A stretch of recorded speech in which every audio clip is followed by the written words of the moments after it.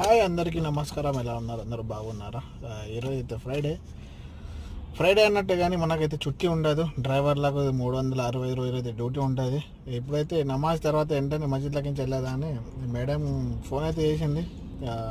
నమాజ్ అయిపోగానే ఇంటికి వచ్చేయని మేడం అయితే తీసుకొని వచ్చేసిన. ఇక్కడ ఫార్మసీ, అవుట్లెట్ ఫార్మసీ లోపలికి వెళ్ళలేను, ఎందుకంటే మొత్తం ఆడవాళ్ళే ఉంటారు కాబట్టి వెళ్ళి ప్రయోజనం లేదు. వాళ్ళని చూపెట్టలేము, మనం అక్కడ ఎక్స్ప్లోర్ చేయలేము.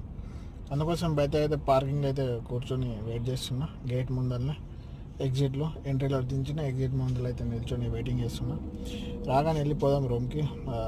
ఎందుకంటే లంచ్ చేసే టైం అయిపోయింది, టిఫిన్ కూడా చేయలేదు. 10 గంటలకు లేసాం కాబట్టి పోదాం. ఆకలి అయితే అవుతుంది. అక్బర్ అన్న కూడా వెయిట్ చేస్తున్నాడు నా కోసం.